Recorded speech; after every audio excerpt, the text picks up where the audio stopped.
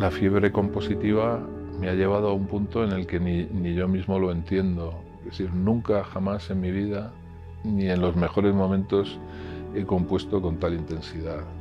Nunca. Y además tampoco lo puedo entender. No soy un niño y bueno, pues ya con una cierta edad uno necesita a lo mejor más tiempo de relajo, reposo, etc. Y sin embargo es febril. La producción del año pasado prefiero ni contarla porque me da sonrojo. Y sí, hay una necesidad de crear, posiblemente de evacuar imágenes, ideas. No puedo detenerla.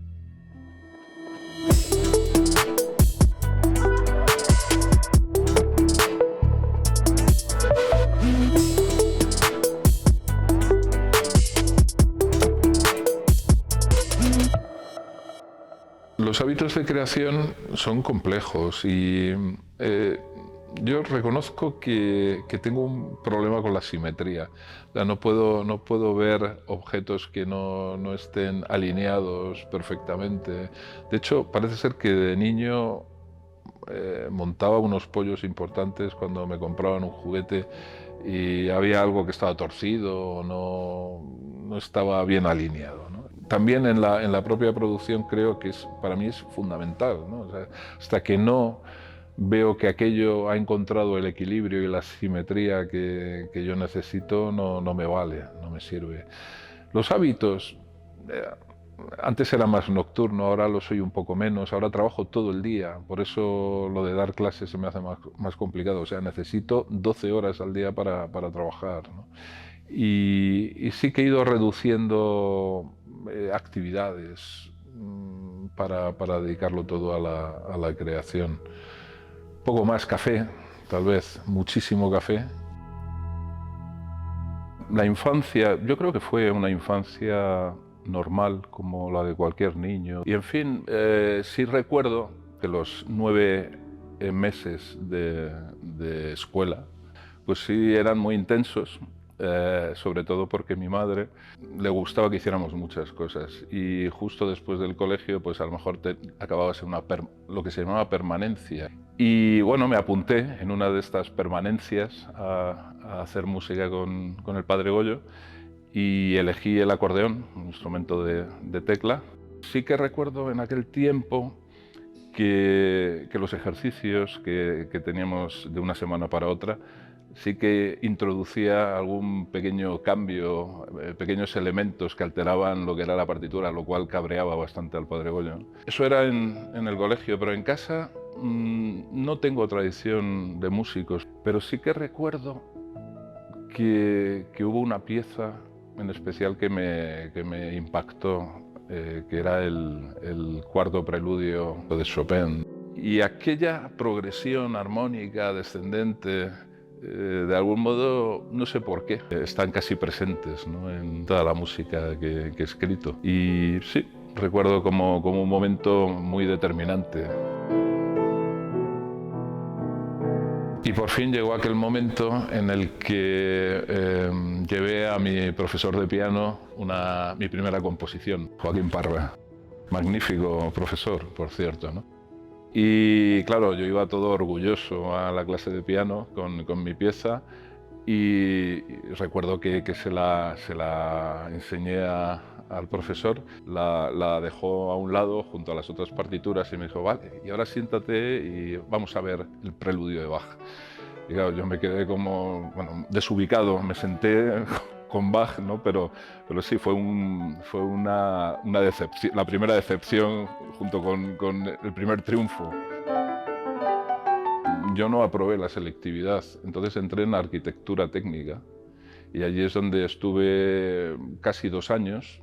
Trabajar con el dibujo técnico, con las perspectivas, con los sistemas de perspectivas, que son unos cuantos, creo que en algún modo incidió, ¿no?, en el proceso creativo. No sé, estaba muy desubicado en aquel tiempo, estaba más preocupado de las asignaturas del conservatorio que de la universidad y al final terminé abandonando, ¿no?, porque tampoco me sentía allí muy cómodo. Me presenté al paso de grado que se llamaba, que era de grado elemental a medio, y me presenté a la cátedra de Joaquín Soriano. Además me preparé una obra de Franz Liszt, Los funerales. Imagínate también cómo lo tocaría en aquel tiempo, ¿no? Yo estaba fascinado con los compositores románticos desde muy temprano. En especial los que nacen a principios del siglo XIX, me refiero a Chopin, Liszt, Schumann, Brahms, etc., ¿no? Yo creo que porque es el momento más revolucionario de la historia del arte, porque rompen con todas las convenciones, aporta sobre todo lo que es la antítesis del clasicismo. El clasicismo es el equilibrio, es la estructura armónica en todos los parámetros. Y sin embargo el romanticismo rompe con la simetría, con el equilibrio. Hay una liberación de los parámetros. A lo mejor lo llevamos a veces al territorio de la afectación o de los afectos y yo creo que yo por lo menos ahí ya me desligo un poco, ¿no?, de todo esto. Creo como pensaba también Stravinsky, que o sea, a veces la expresión y la expresividad las metemos en el mismo territorio. Él no quiere que sea más expresiva cierta parte en su música. Les dice a los músicos, no lo hagan expresivo, no pone ahí que sea expresivo. Hay una expresión, pero no hay que intensificarla, porque la música tiene su propio discurso. O sea, para mí también, casi te diría que si pongo la música en el microscopio y quiero llegar al quark más pequeño de la música, llegaría al intervalo. O sea, para mí el efecto que produce un intervalo en un determinado contexto es muchísimo más fuerte que cualquier otra cosa. Yo pienso, cuando escribo música, por supuesto que pienso en las emociones y en los sentimientos y estas cosas, porque soy un humano y si no tuviera eso sería un cyborg que me movería con movimientos mecánicos, etc., ¿no? Pero para mí la sensación musical está en ese quark que es el intervalo, ¿no? Es súper expresivo. En 1980 conozco a Luis de Pablo. Yo tengo casi 20 años y bueno, el primer encuentro es en el conservatorio. Él tiene 2 asignaturas. La primera de ellas es técnicas contemporáneas y la segunda son tradiciones musicales no occidentales o algo así. A la que asisto más es a la primera, a la de técnicas contemporáneas. Por supuesto se analizaba una obra. A partir del primer compás de análisis, pues aquel intervalo comenzaba a hablarte de un pintor, pues no sé, de principios del siglo XX. Ese pintor, a su vez, pues estaba vinculado a un cierto movimiento con literatos. El caso es que había un itinerario multidisciplinar que era impresionante, apabullante. De hecho, llegaba un momento en que te olvidabas ya de la música porque te habías introducido en ese mundo cultural tan potente. Claro, es en aquel tiempo que conozco a Luis también cuando todavía estaba en la universidad y digo, bueno, pues hasta aquí hemos llegado. Yo creo que esto es lo que realmente quiero hacer y sí, en aquellos primeros años componía poco, aprendía mucho, estudiaba bastante, pero sí que ya en el año 85 es donde ya escribo la primera obra que Luis de Pablo considera, y además me lo dice, él dice, esto tiene que ser tu opus 1, ¿no? Microsecuencias.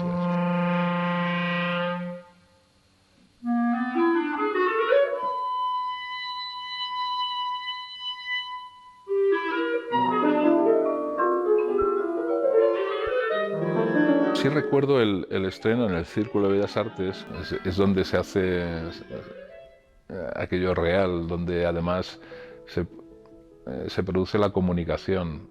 Es como la antimateria en el universo, ¿no? Está ahí y se entiende.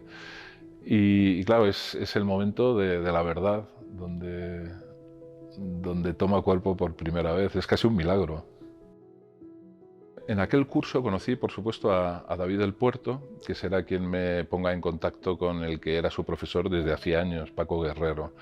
Pero también conoceré a otros compositores como Diógenes Rivas, un venezolano que a él sí que le he perdido la pista, a Ángel Jarne, compositor con el que todavía tenemos una tertulia de amigos en su librería, amigos compositores, Juan Carlos Martínez Fontana y Santiago Lanchares. Bueno, a Lanchares ya lo conocía de antes, de los cursos de Luis. El caso es que en aquel año, en el año 85, conoceré a Paco Guerrero en Granada. Estaba yo dando un curso allí con Luigi Nono y Manzoni y tuvimos un primer contacto gracias a David del Puerto y a partir de ese momento sí que empezaré a trabajar con Paco Guerrero. Paco Guerrero es una personalidad, yo diría, extrema, tremendamente seductora, muy generoso.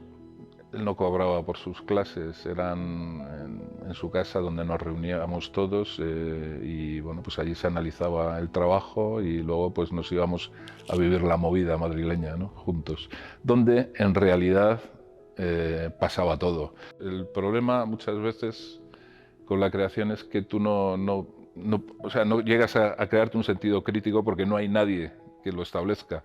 Pero con ellos estaba ahí presente constantemente y creo que eso no solo me construyó a mí, que lo hizo, yo creo que también nos construyó un poco a todos.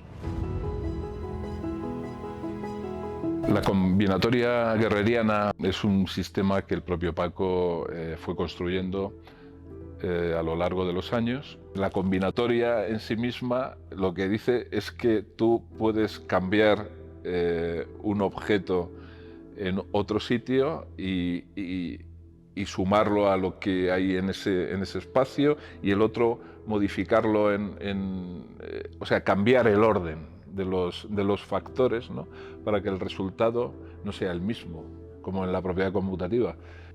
Llegó a consolidarlo de tal modo que, claro, para él, que era el que lo había creado, tenía sentido y funcionaba perfectamente, pero también era su técnica y por lo tanto, como digo, muy difícil de hacer la tuya. Yo tenía un mundo armónico diferente y aquello no se ajustaba como yo necesitaba. Él conseguía hacer obras tremendas en muy poco tiempo, en una especie de fiebre creativa. Y creo que cuando todo eso se desbocaba, toda esa energía creativa, era bestial. Lo que yo he aprendido es que a una materia desbocada y salvaje puedes sujetarla con ciertas riendas y la técnica en algún modo se encargaba de tener un poco sometido bajo control a todo aquella fuerza desmesurada que se te iba de las manos. En fin, no acabaría, ¿no? Pero sí que la enseñanza de Guerrero pervive, en algún modo. Además de conocer a Guerrero, conoceré en los cursos de Granada a Luigi Nono. Personalidad que me llamará mucho la atención porque representaba un mundo espiritual que a lo mejor sí se podía ligar a aquel romanticismo del que habíamos hablado al principio. O sea, una idea sublime o trascendental del sonido, ¿no? O sea, una mística en realidad. Y aquello, claro, te llama mucho la atención cuando eres tan joven. También conoceré a Horacio Bayone en el Gabinete de Música Electroacústica de Cuenca, donde él dará un curso. Aquello fue muy interesante. Primero, el contacto con el mundo electroacústico, que me pareció el futuro. Me pareció que ahí estaba todo y había una enorme posibilidad expresiva. Y bueno, pues con Bayone hubo algo que marcaría los años posteriores, y es que él en aquel curso nos habló de topología. Y a partir de ahí pues nos habló también de los objetos fractales de Mandelbrot. Y esa fue Ese fue el primer momento en el que me empecé a interesar por todo aquello. También eran mis primeros pasos con el mundo del ordenador doméstico, con el Commodore 64, y escribí Voyager. Voyager está basado en esos procedimientos fractales, pero introducidos en un ordenador analógico como el Cinti 100 que había allí, que es un sintetizador gigante. Entonces producía aquello unos resultados. Y entonces, bueno, pues Voyager además tiene que ver con el sonido del plasma original, supuestamente, ¿no? del universo. Esto es el sonido de la primera deflagración. Bueno, pues la sonda Voyager había conseguido, traspasando la órbita de Saturno, pues este sonido lo había enviado a la Tierra y bueno, la NASA lo había amplificado. Y bueno, pues hay unas cuantas muestras que amablemente la NASA, el departamento en Madrid, me facilitó, y son las que utilicé en este proyecto, ¿no? con los fractales lanzados por el ordenador, para poner un poco orden en ese orden o desorden, en ese sonido original, ¿no? del Big Bang.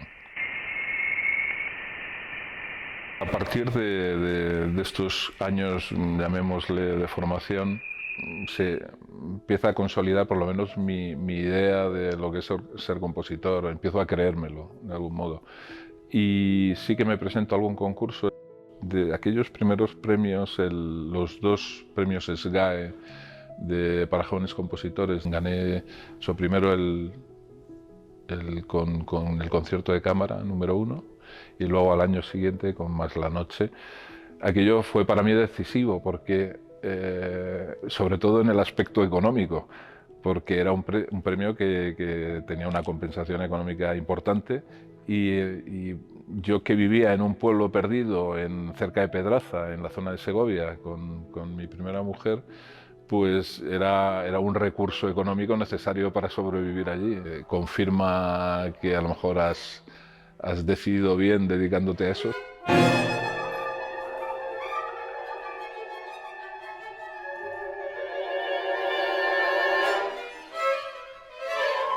Yo creo que es en el año 88 cuando, de un modo brusco, rompo mi relación con Paco Guerrero. Digamos, es una ruptura de amistad, pero claro, hay más elementos ahí en juego, ¿no? Una necesidad de ampliar territorio, cosa que no tanto por Paco, porque creo que Paco, insisto, es una persona muy generosa, sino el mundo que habíamos conformado allí dentro, ¿no? que era cerrado y que en algún modo no permitía ciertas licencias musicales que yo necesitaba porque formaban parte de mi mundo expresivo. Yo te diría que es a partir del año 90, 91, posiblemente con una obra como Sinamay, que es un pequeño concierto para piano y 5 instrumentos, donde creo que ya sí que libero un poco el territorio en el que me estoy moviendo, ¿no? Y ahí cambia significativamente lo que va a ser el discurso posterior en los siguientes años.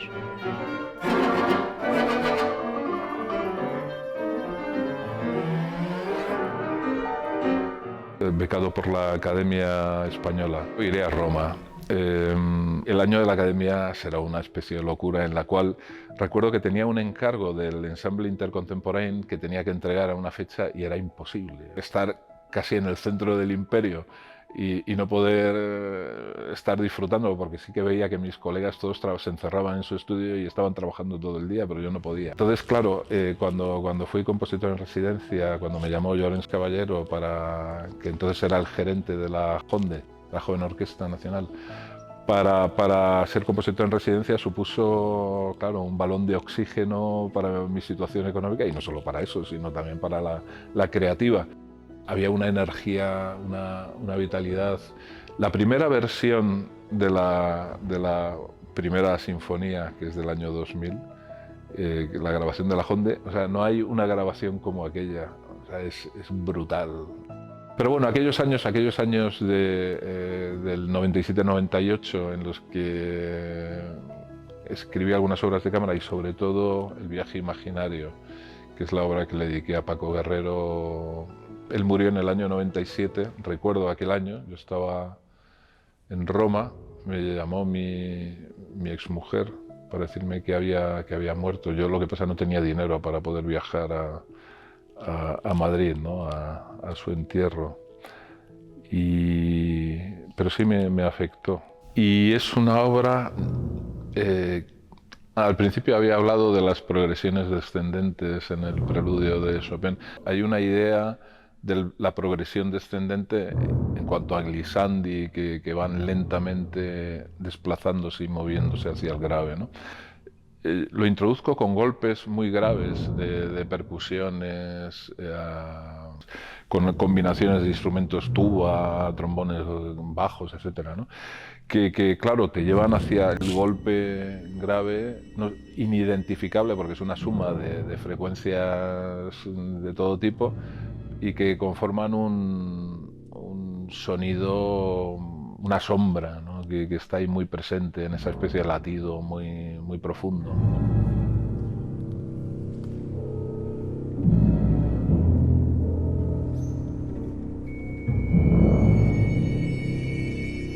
La primera sinfonía es mi primera incursión ya en lo que será la gran forma orquestal sinfónica.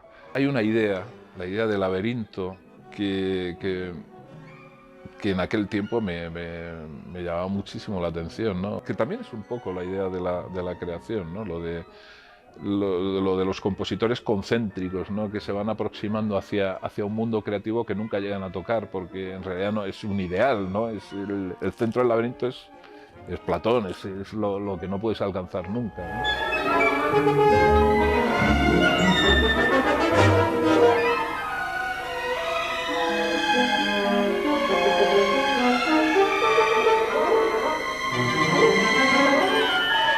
La idea del límite está muy presente en general y es el que da título a la segunda sinfonía, acerca del límite.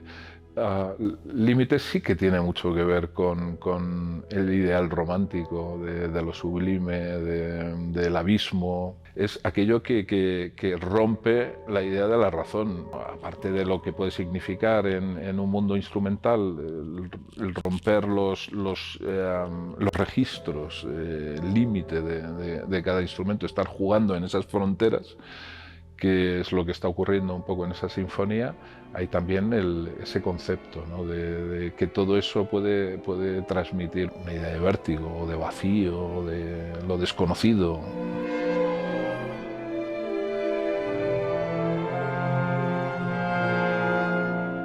Desde el principio de los años 2000 voy orquestando Iberia. Comencé con Triana y bueno, llevo ya 6 números, llevo la mitad de la suite. Es muy trabajoso. Messiaen, por ejemplo, declinó porque él decía que era imposible orquestar Iberia. Y en algún modo algo de razón tiene, porque el entramado de la escritura de Albéniz es muy complejo, es un laberinto de sonidos. Hay momentos maravillosos en los que entras en la raíz casi de la música española. Porque claro, Albéniz es el resultado de una larga tradición, ¿no? Y consigues desgranar el germen de dónde viene todo eso, ¿no? O sea, te introduces mucho en la música y eso es fascinante.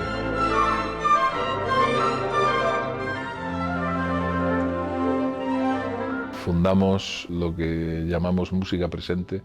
Era un grupo de intérpretes y compositores que nos unían vínculos estrechos, no solo de amistad, sino también de profesionales, de trabajo conjunto, de colaboración, de proyectos, de un montón de cosas. Y consideramos que sería importante que, ya que nos unían tantas cosas, pues pudiéramos, sumando fuerzas, pues hacer algo, ¿no? Todos juntos, obras con vídeo, con electrónica, con grupo de cámara, con los propios intérpretes que formaban el grupo, ¿no? Y además salió un libro que publicó la Fundación Autor de SGAE, en el que bueno, pues había entrevistas y bueno, como cada uno nos aproximábamos al hecho sonoro y qué nos unía entre todos, y creo que fue un momento muy, muy rico, por lo menos de propuestas y de hechos concretos, de resultados. La tercera sinfonía, Luz, nace por un encargo de la ORCAM y del que era su director, José Ramón Encinar. Está basada en los 4 elementos clásicos, agua, tierra, fuego, aire, y un quinto movimiento que es Hacia la luz, que es el que da nombre a toda la sinfonía. En concreto, el tercer movimiento, La tierra, lo escribí después. Este fue un encargo de SGAE a EOS para la Orquesta de Sevilla, que en aquel momento la dirigía Pedro Halfter y fue quien me encargó esa obra en concreto, que tenía que ver con el ciclo de los planetas de Holst. Es el elemento tierra, ¿no? O sea, que juega con ese elemento, pero también con nuestro planeta en connivencia con los planetas de Holst.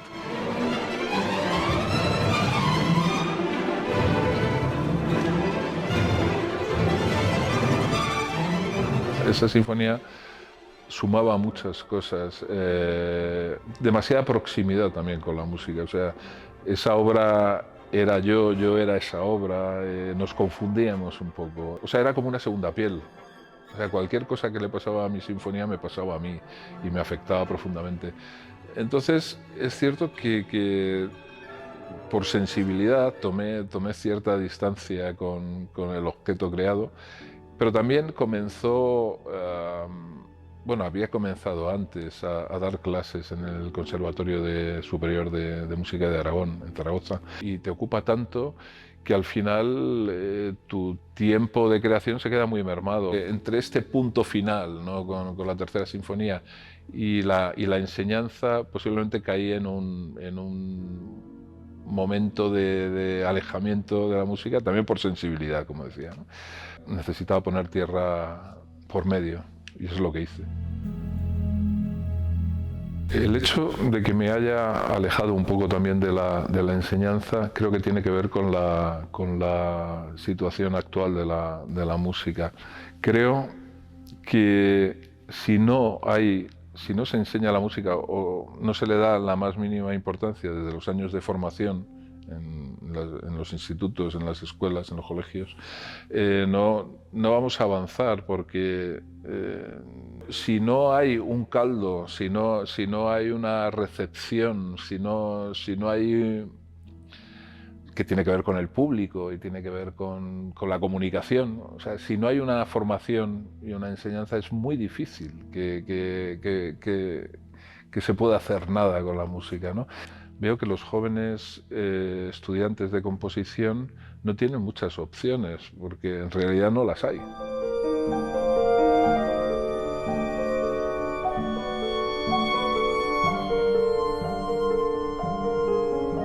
Fue a través de un encargo del CNDM que me pidió una obra, y es Your Story. Es una pieza que yo creo que reúne todo lo que en los últimos años pues, le estaba dando vuelta a la cabeza. Habían cambiado muchísimas cosas, se habían introducido elementos que no existían antes. O sea, la idea de la repetición que luego ha sido tan importante, pues antes estaba desvinculada de mi música. No solo, o sea, no podía existir, porque en algún modo la herencia que teníamos de las vanguardias es que la repetición no es posible, ya no es posible, ¿no? Y pues claro que es posible. De hecho, estuve dándole muchísimas vueltas a ciertos conceptos que luego los empecé a introducir a partir de este año en las sucesivas obras. Me había alejado ya, por fin, había tomado distancia con el objeto. O sea, él no era yo, no nos confundíamos.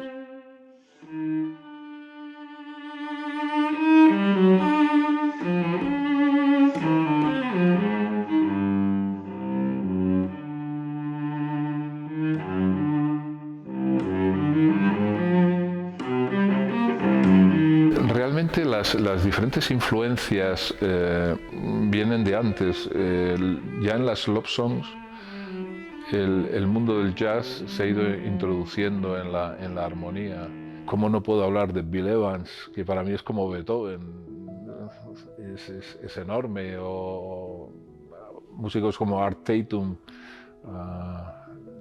Yo crezco en los años 60 y 70. O sea, la música, en mi casa se escucharía zarzuela y algo de música clásica, pero el mundo entero oía los Beatles. En los años 70 todo el mundo estaba escuchando lo que luego se ha llamado el rock sinfónico, etcétera, ¿no?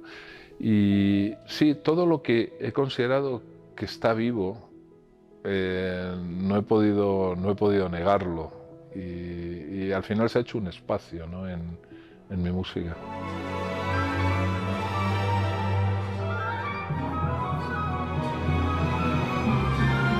He leído en algunos periódicos cuando se estrenó la Sinfonía 4, July, que era una música veraniega. Claro, para mí tiene componentes o unas connotaciones más bien negativas. No es música del verano, no es Georgie Dan ni nada que se le parezca, ¿no?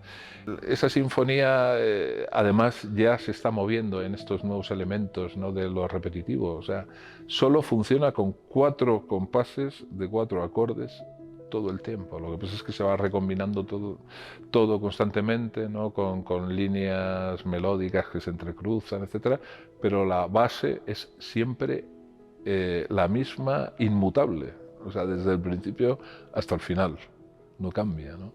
Y eso sí que nos refiere mucho a músicas más modernas o más populares, vamos a decir, ¿no?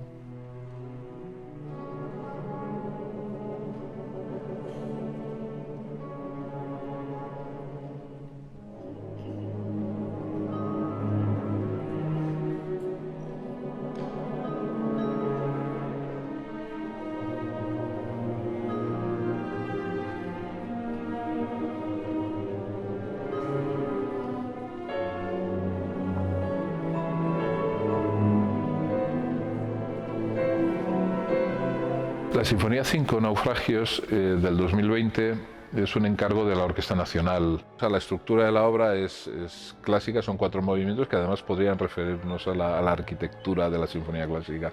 El segundo movimiento es bastante hooligan, muchos metales, casi parece como una marcha, pero hay algo de preocupación sobre lo que estaba sucediendo también en aquel momento. O sea, hablamos del cambio climático, etcétera, pero parece que nos da igual, estamos mirando para otro lado. El tercer movimiento, de Profundis, el propio nombre ya lo dice, ¿no? Todos los días nos despertamos y lo único que vemos son naufragios y naufragios y naufragios de pateras, ¿no?, de embarcaciones que intentan escapar de otras situaciones, ¿no?, muy difíciles y muy complejas. Y el último movimiento, en este caso, se llama Europa. Pues Europa era un sueño que iba al fracaso y al naufragio total, ¿no? Es una sociedad egoísta en la que parece que un modo de ver el mundo que va salpicando y manchando todo, pues se va imponiendo. Y en el mismo año también me introduje en el territorio de la nueva zarzuela. Trabajamos 3 compositores juntos, David del Puerto, Javier Arias y yo, y bueno, el libreto de J.M. Fernández Shaw. Y fue una experiencia muy bonita, porque también me devolvía a mi infancia en algún modo, ¿no? Aquellas zarzuelas que escuchaba de niño en familia.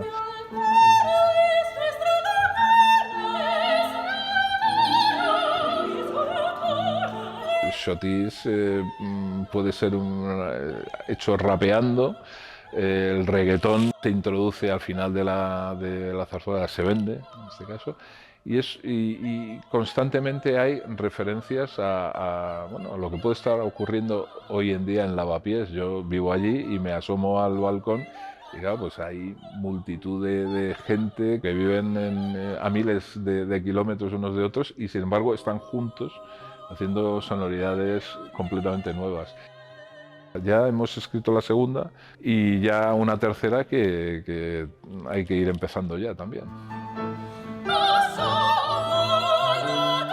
Y la última sinfonía hasta el momento estrenada es la sexta, Flight into Darkness, que sería como Fuga en las tinieblas.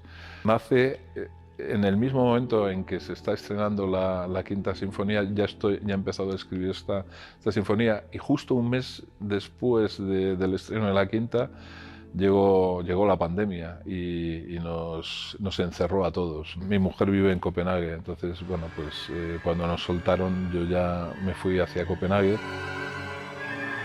No busco una representación de la pandemia ni nada que se le parezca, es simplemente mi propia experiencia, es el viaje también hacia el norte, donde en invierno a las 3 de la tarde ha caído una noche más negra que tinta de calamar y ya no, vamos, tienes muy pocas horas de luz, y es una suma de cosas, ¿no?, que suceden ahí.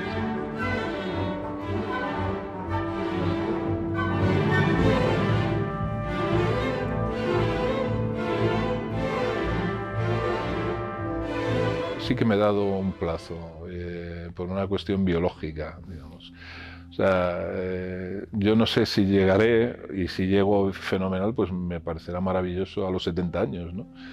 Pero pienso en estos 10 años que, no sé, tengo que hacer todas aquellas cosas que realmente quería hacer, ¿no? Y estoy en ello. Y bueno, estoy feliz, ¿eh? O sea, estoy en plena forma, tengo que decirlo, pero yo creo que hay algo que me